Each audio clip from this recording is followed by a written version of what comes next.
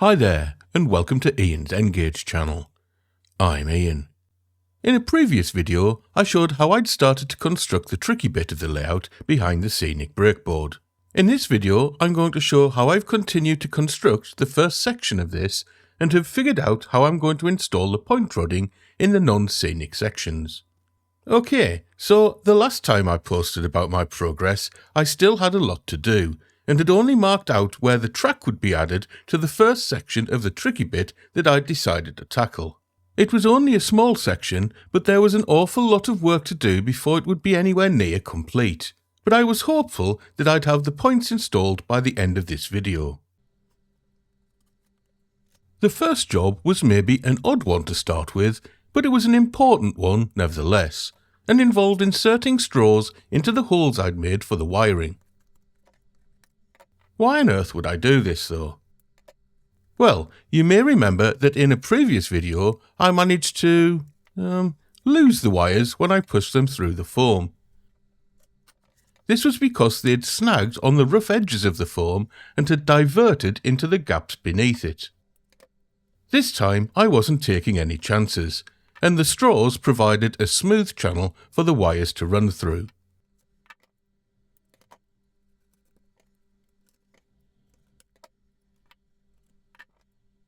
Some of the wires that would be travelling through the straws would be the frog wires for the points. While I hadn't completely decided whether I was going to power the frogs or not, I was certainly going to add the wires to give me the option. Once the wires had been cut and their ends twisted together, I needed to prepare them so that I could connect them to the points. The first stage of this process was to tin them. Now, anyone who's followed me for a while will know that soldering is not my favourite job. However, having the right tools always helps. Other than my excellent Atten soldering station, I find that using a Westhill Wagon Works mini solder mate to hold the wires and the DCC Concepts Sapphire liquid Flux makes the whole process a lot easier. Next, I turn my attention to the point. I snip the frog wire down to about an inch long and then proceeded to tin it with solder.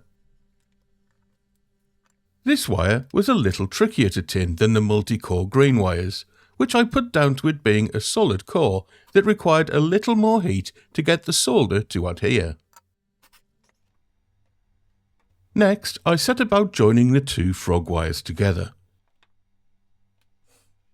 I used two engineering blocks to hold the point perpendicular to the workbench, and then used more flux and solder to join the two already tinned wires.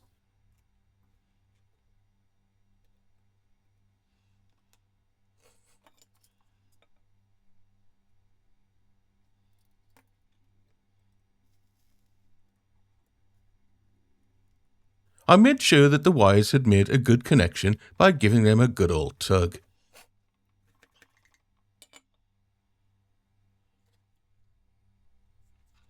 The final part of the process was to add some heat shrink sleeving across the join. I used the side of the soldering iron tip to introduce heat to the sleeving to ensure it shrunk quickly.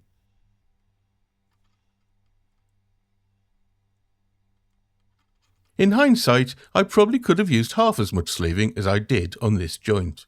I was also a bit disappointed that I didn't have any appropriately sized green sleeving to go with my frog-coloured theme.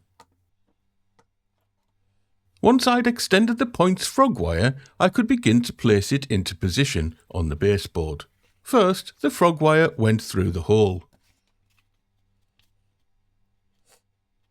Then I lined the tie bar of the point up with the channel I'd previously cut in part 2 of this series. I then used push pins to secure the point to the foam.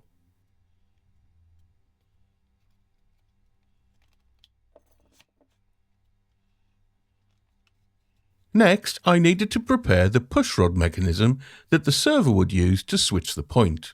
First, I attached a push rod to the point tie bar and made sure that it could be used to switch the point. I then marked the length of the push rod that would be required, making sure that I was on the generous side. Then I cut the pushrod where I'd marked it using a pair of snips.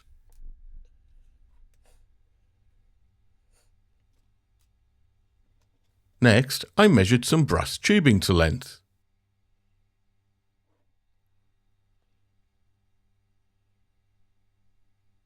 The pushrod would run inside the brass tubing, which would protect it from debris which could easily obstruct it.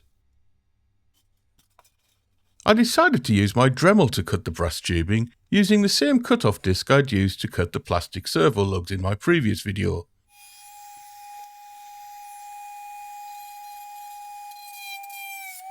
The disc made short work of the cut.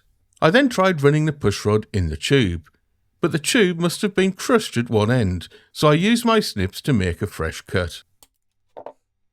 The pushrod then ran freely within the tubing. To complete the pushrod mechanism, I pinned the brass tubing down into the foam using some staples.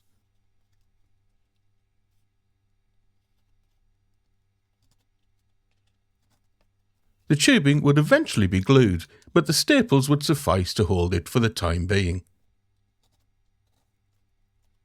Next, it was time to connect the servo motor to the pushrod. To do this, I needed to mark where the pushrod would be bent upwards into the servo horn.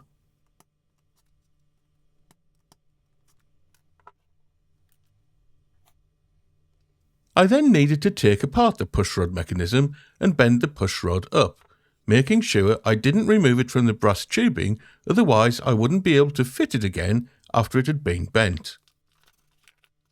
Once a 90-degree bend had been added to the pushrod, the servo motor could be inserted into its enclosure box.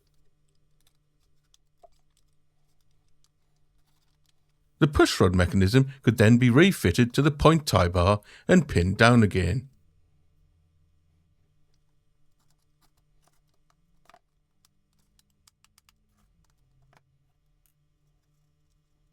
It was then time for the servo horn to be added to the servo motor and the pushrod attached to the servo horn. You may have noticed that the servo horn is above the baseboard level, and this is intentional. It will make servicing them easier in the non-scenic areas. However, the servos will be below the baseboard level in the scenic areas of the layout. Anyway, there were a number of holes in the horn to choose from, and after trying a couple of them, I found the best one to throw the point.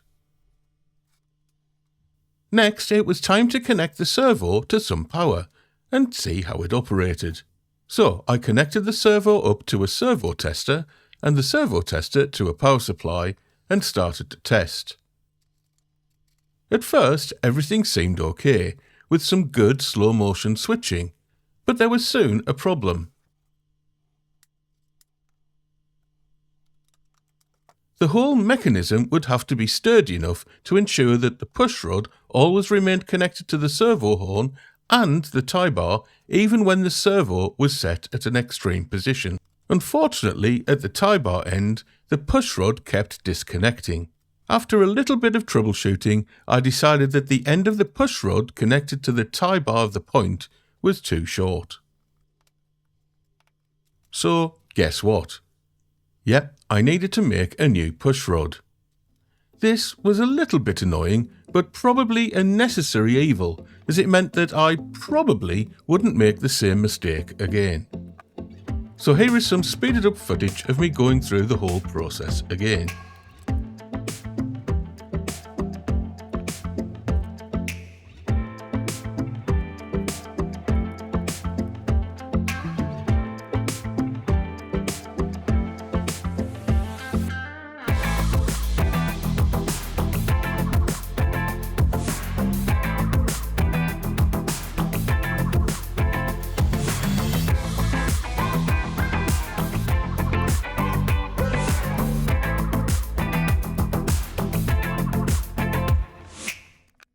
If only it had been that quick in real life.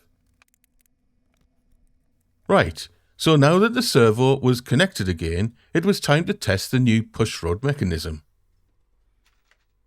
Thankfully, this time it seemed to work flawlessly, even when the servo was pushed beyond the pushrod limits. Okay, so that's about it for this update. As you can see, the tricky bit is definitely living up to its name, but it's also teaching me new things. There are always new things to learn in this hobby, which is why I love it so much. I'd hoped to have had all 3 points fitted to the section by the end of this video, but I ran out of time. Obviously, there are still a lot of things to complete before the tricky bit will be back in the train room. But hopefully, once I've completed this section of it, the others will follow on more quickly. Anyway, let me know what you think. Alternatively, if you've got any hints, tips, useful tools or techniques to pass on to a beginner in N-Gauge modelling, or if you simply want to say hello, then please do so in the comment section. Anything and everything you've got to say will be greatly appreciated. In the meantime, thanks ever so much for watching.